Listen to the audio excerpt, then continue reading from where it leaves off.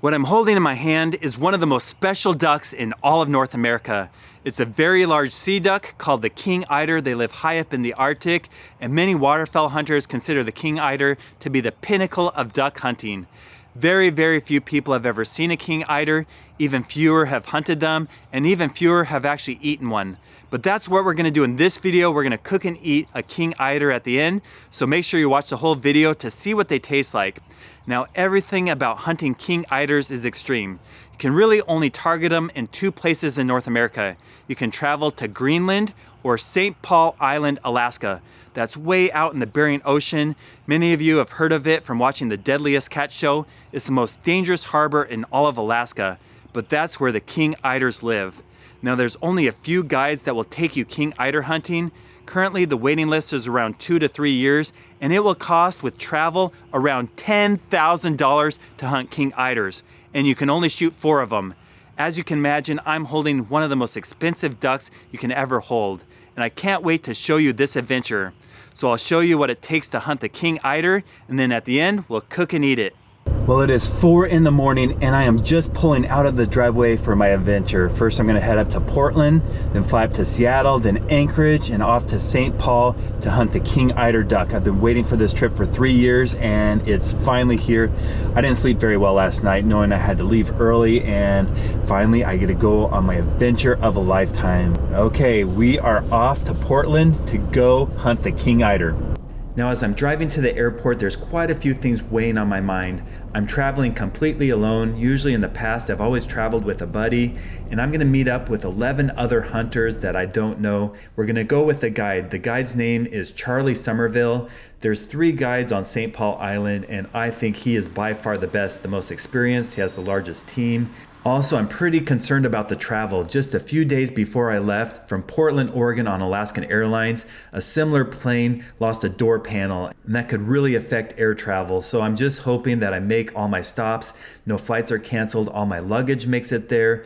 Well, it's about 5:45 in the morning. I wasn't expecting so much traffic in Portland, especially at the airport, but I have my long-term parking ticket and I'm about to go check in my shotgun and my checked luggage and then wait for my flight up to Seattle, and then we're gonna head up to Anchorage.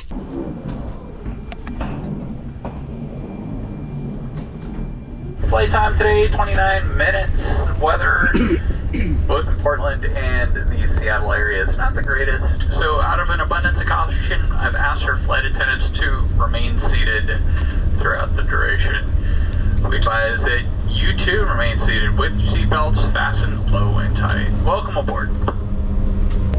If you're making a connection here and you checked your bags, your final destination, our ground personnel would gladly transfer those bags for you. It's our pleasure to be the first to welcome you to Seattle. Overtime just about 10 minutes before 9. I got off the plane and had a slight layover, so I enjoyed my all-time favorite food, a bowl of pho. Vietnamese food is amazing, and then I'm ready to make my next flight. Let's go get a King Eider in Alaska.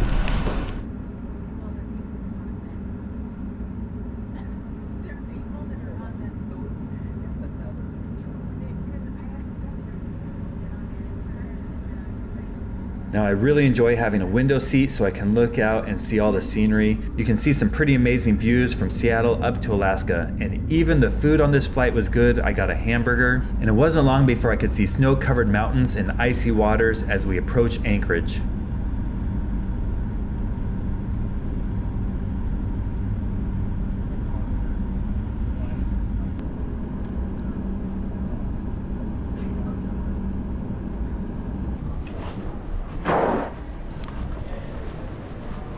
Well, we made it to Anchorage, and now I'm just gonna head over to the hotel.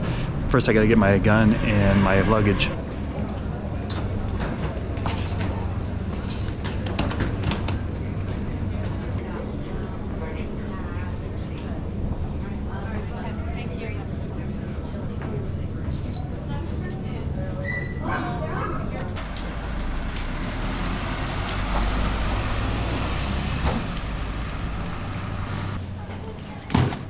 Now the hotel is very nice. We're leaving the next morning and it's time to put on my seasick medicine. I have a patch that goes behind the ear.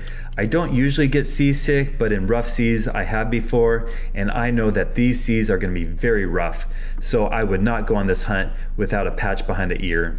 Then in the morning, I loaded up my gear. You leave quite a bit of luggage there at the hotel. You can only bring a 40-pound duffel bag and a gun in a soft case. So I met up with the other hunters and they all seemed like really nice guys. We loaded up in the shuttle and made it to the airport. So the airplane that we're going on is very small. It's a charter plane because usually the commercial airline gets canceled. Checking in is very different. You just hand them your shotgun in a soft case and they load everything up. All right, you guys are gonna follow us down a single file line. If you guys don't want to hang on to any of those bags, you can put them in the back, but please do not walk underneath the wing. Just give me 1 second and then Okay.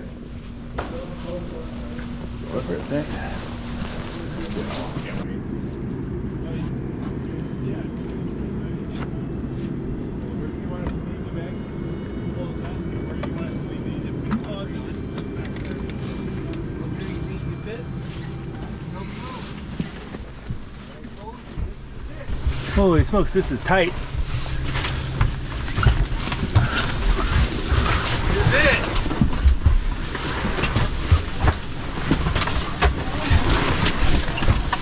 Wow. Just make sure you guys seatbelts are fastened all the time, no smoking or drinking on the plane. In your front seat pocket there is a safety briefing card and there's a little baggie of stuff if you need earphones, or sorry, earplugs. It's a little noisy. Takeoff, landing, kind of annoying in cruise, so up to you to use that stuff. If you guys gotta pee, there is no bathroom. There's a little white sack you can unroll and just pee in that and it'll gel up. Just throw it off the plane when you guys get off. You need to do it, so. All right. Should be about an hour and a half, both legs, so hope you guys don't need to rush them at all. Both legs or each leg? Each leg. We got 2 legs. 3 hours. Yeah, 3 hours total. Fire extinguishers on the door, also under the co-pilot seat. Pull the pin in, face fire and squeeze. We got survival gear up here, life raft in the back, and you guys have life vests too. It's the same as any other airline. Seat. What was that? Like this. Yeah. That's it.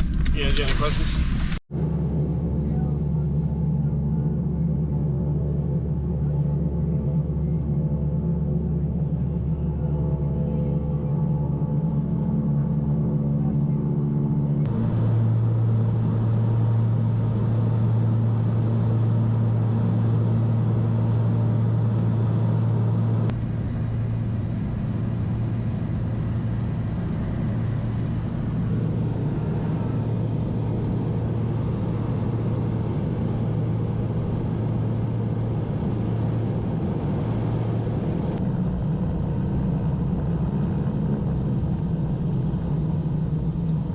Now we did have to stop halfway to refuel. We were able to get out and rest in the hangar. There's a restroom there, and once it's refueled, everyone loads back in the plane and heads towards St. Paul Island.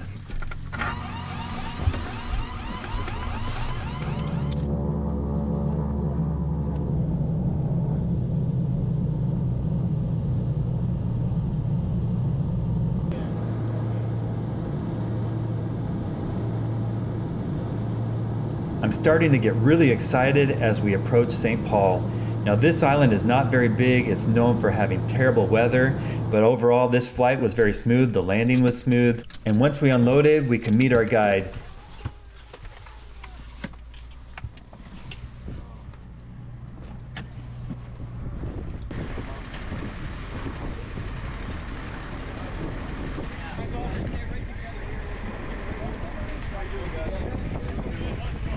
Now seeing St. Paul is pretty amazing. As we drive to the place we're gonna stay, we stop at a few locations and you instantly know that this place is windy. Hopefully we're gonna, about 98% sure we'll be able to hunt tomorrow. You guys don't worry about the weather.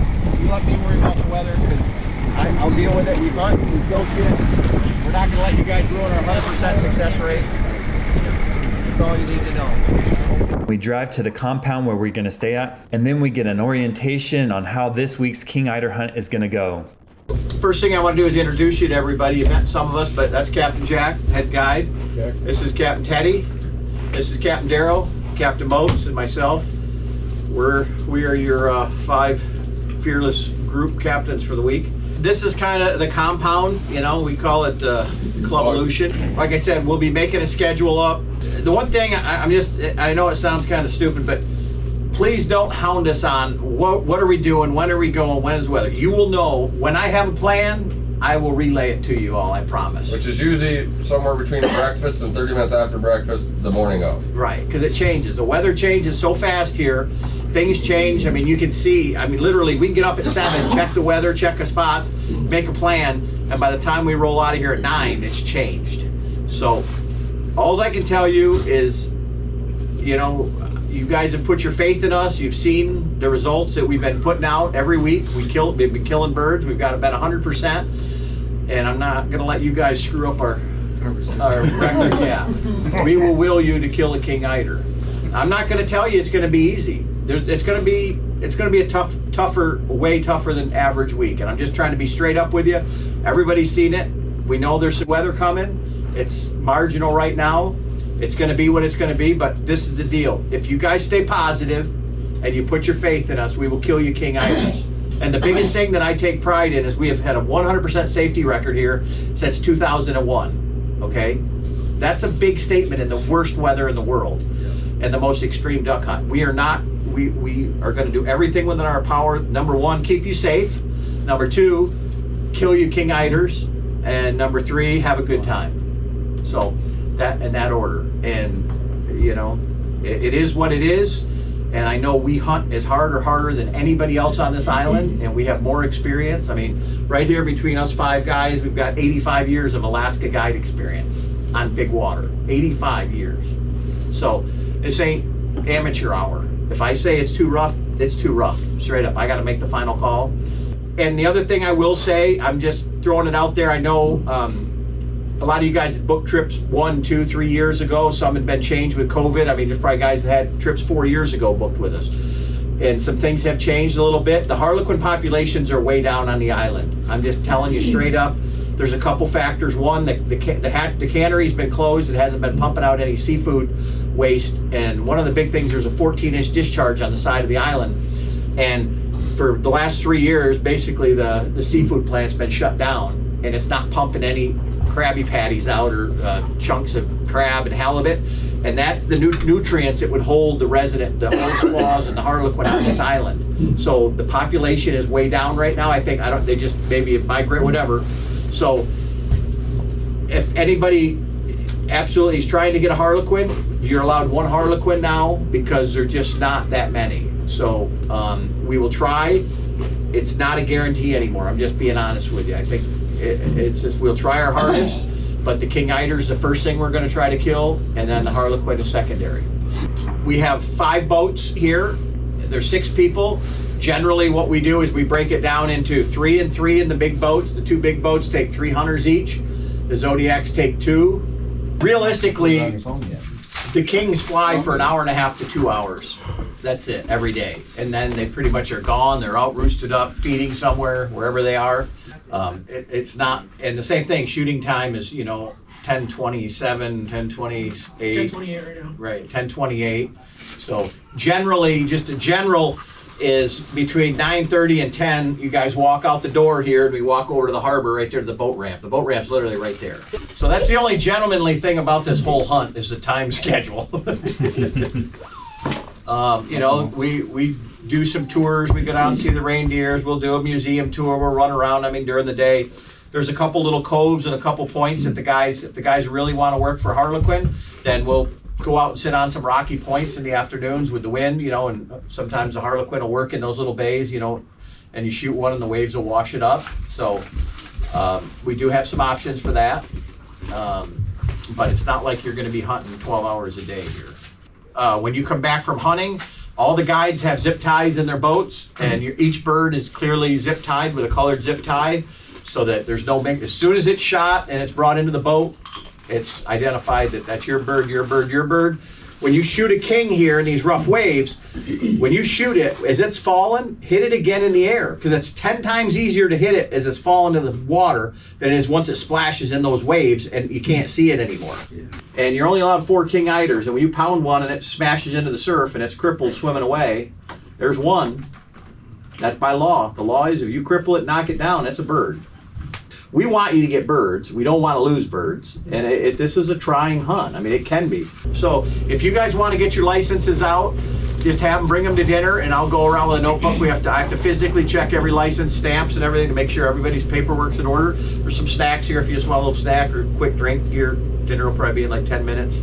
Now, pretty much every meal we ate was great. For this meal, we had chicken fried steak that was actually made from reindeer. There's a local reindeer population on the island, and we had the chance to go out and see them and enjoy quite a bit of fresh reindeer meat. The beds were comfortable, but I didn't sleep very well because I was so excited. I've been waiting for this moment forever. We loaded up in the morning on the Zodiacs. I was paired up with Captain Jack. I was really excited. He's very experienced and good. And we went out waiting for shooting light to hunt the King Eiders. And that ride out there was pretty rough, but I was enjoying every second of it. So guys, the one we got going here today and whatever, we're gonna the first hour and a half, 30 power hour, with it being clear, it might be the first 30 minutes, so we're gonna shoot at about everything, relatively speaking. Yeah. And once I show you a couple drakes, they're black and white to see, you know, there's no mistake, you know? Yeah. And if you guys see birds that sneak up that I don't see, because a lot of times they do, it's not like a gentleman, let's take turns and let's just shoot kings and kill kings. And Gotcha. Oh yeah. Oh, they're shooting. Is it shooting light? Yeah. Oh yeah. Shoot. Nice shot. That was a good shot. Check him. Yeah, we gotta grab him with any. Just grab any. Yep. Grab on the bird. Anybody. Left side. Grab anything. Oh yeah. There's one coming straight this way. Okay. Oh yeah. Right off the bow. Right off the bow. What is that? Get your gun up, and. Hey, there's one right. Is that a... No. In front of you. Come over that way. Cut in front of you. Come over that way. Okay. Watch those. Wow. We're gonna grab this one with straight back.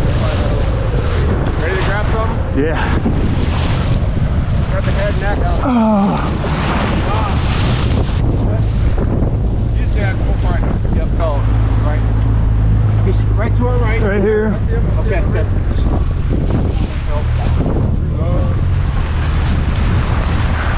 Did you reload? Yes. Awesome. Okay, keep your gun on your... Hold on, you can't shoot that one that close. It's a hen. Yeah, you gotta get it. Have anything if you get a chance. One down.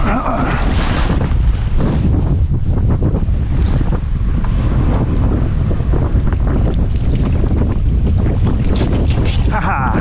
Dude, that's one of the best hens of the year. Awesome. That's great.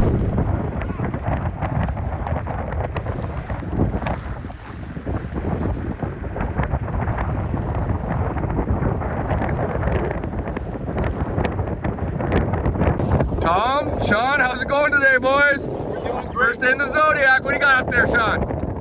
We got King Eiders, baby. We got King Eiders everywhere. Awesome job. It's another beautiful day. Another beautiful day. Killing St. kings. Paul. We got some bad weather coming. We're getting them. Yes, sir. Well, driving in after a beautiful morning and very successful. Yes, sir.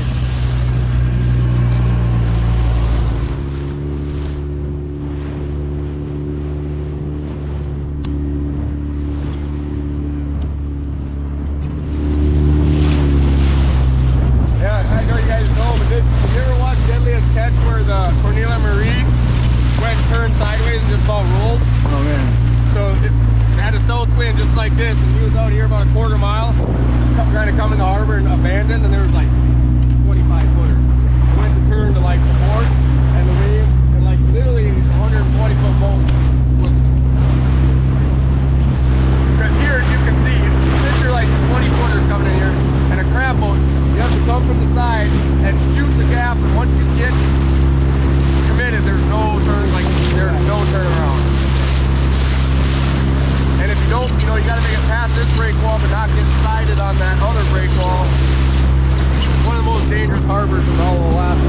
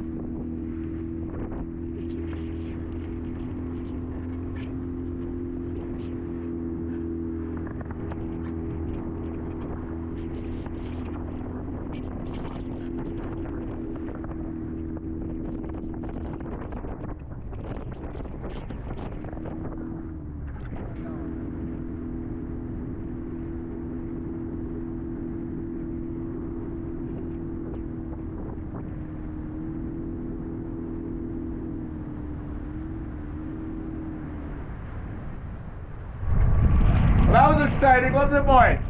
There's some knobbers out there, they do. Dude, the last one that you got, look at the thick. Big. Yeah, boys. That's a frickin' Congrats! long- Welcome to the King Eider Club. Oh man.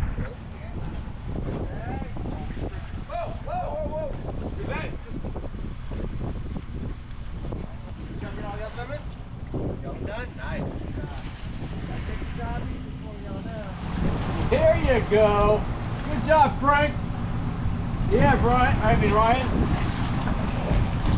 You talk about spectacularly epic. That was freaking spectacular. Done. We got 2 feet. Good. Beauty.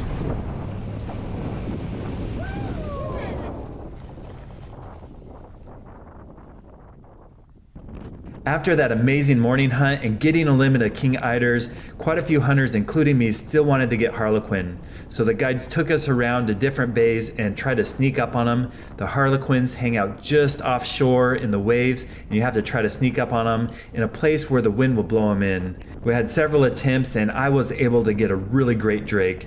Now, one thing I really like about Captain Charlie is he puts a lot of effort into the photos. You spend a lot of money going on this trip and you want the memories, and so they take you to different scenic locations for photo shoots. Clearly, all the boats had a great morning and we killed a lot of king eider. We also got some photos by the St. Paul crab pots. I'm sure you've seen those on Deadliest Catch. And after the photo shoot, the guys took care of all our birds. Each bird has to be labeled with a migratory bird label, and then they wrap them up and freeze them. For the next few days, we went out and enjoyed the scenery. It was so windy, way too windy to hunt. It would blow your hat off instantly, but this island is so beautiful, extreme, and even with the weather, I really enjoyed seeing the island. And that made me just appreciate the time I had hunting king eiders on St. Paul Island, the trip of a lifetime. And after that, we were able to load up and head back. It was pretty icy. There was an ice storm back in Portland, and just to take off, they'd had to spray the plane wings down with de-icer. Now, for many duck hunters, hunting king eiders is considered the pinnacle of waterfowl hunting. Currently, I'm working on the Ultimate Waterfowl Challenge Slam. That's a list of 41 different waterfowl species, and you try to hunt each one. I've already traveled to Maine and Florida, and I've been really fortunate to harvest quite a few of the birds on each one of the trips. I was able to harvest all the species I wanted. I have enough points that hopefully next year I'm gonna go to Salt Lake and hunt swan, and I'm gonna keep working on that list. After this trip to St. Paul, I went from 11 species needed down to 9. So now that I've returned from that crazy hunt and I'm back with my family, we're gonna cook and eat this king eider for dinner. Now, I've been talking about the king eider hunt for the last 3 years. My kids always ask what my favorite animal is, and what's my favorite animal? King Eider. King eider. They'll say that instantly. And tonight we're gonna cook and eat it for dinner. Now, my kids really like the ducks that I shoot, especially mallards. We cook them up by plucking them, leaving the fat on, and barbecuing them. But I'm not gonna do that with this duck. It's a sea duck, and I'm told the fat doesn't taste very good. And I also wanna save the skin and do a taxidermy mount. So we're gonna cut this open very carefully, and I'll show you what the meat looks like. And then we're gonna cook it and eat it. Are you excited? Yeah. Okay, we'll see if they like king eider sea duck for dinner. So king eiders are very large ducks, and there's quite a bit of meat in the breast and thighs. To remove it, I'm gonna cut down the center and peel back the skin. And the first thing I notice is this has the thickest down I've ever seen. Eider down is the best in the world, very valuable for premium clothing, insulation such as coats. It's collected out of the nests, and I can see why. But we're gonna cut this down and remove our meat to cook. So next time you see the king eider, it's gonna look something like this. So here's our king eider meat. We have 2 breasts, 1 thigh, a heart, and gizzard. The other thigh was pretty shot up and we can't save it, but this is still quite a bit of meat. You'll notice this meat is very dark, so we'll have to see how that tastes. And a big part of that is what it eats. If you look inside the gizzard, we'll flip it inside out, and it's full of shells from mussels, invertebrates, and some grit there, some stones. So it's eating mussels and mollusks, and that might affect the taste of the meat. What I'm gonna do is grill this up straight with no seasonings. I just wanna see what the meat tastes like, and we'll see if the kids like it. So let's warm up the grill and cook the king eider.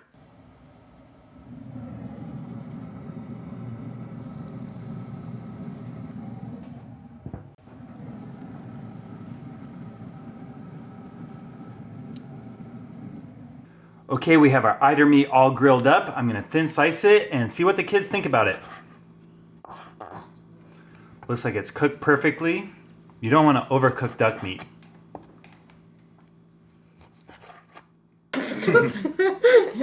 Okay, the moment of truth. We're all gonna taste the King Eider. I didn't do spices because I want to know what the meat tastes like by itself. Everybody take a piece and give it a taste. Let me know what you think.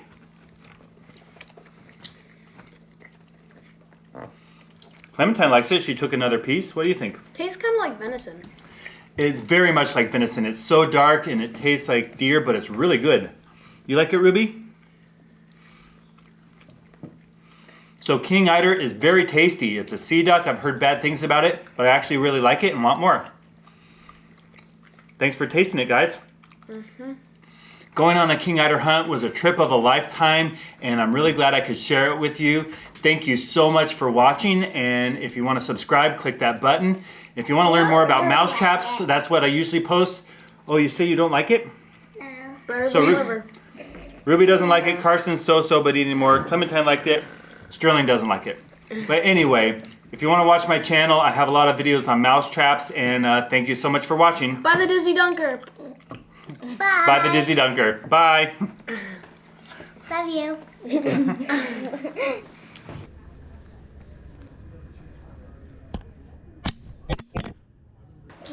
We're the stars of the show now. Stand up just for one more time. Macarena.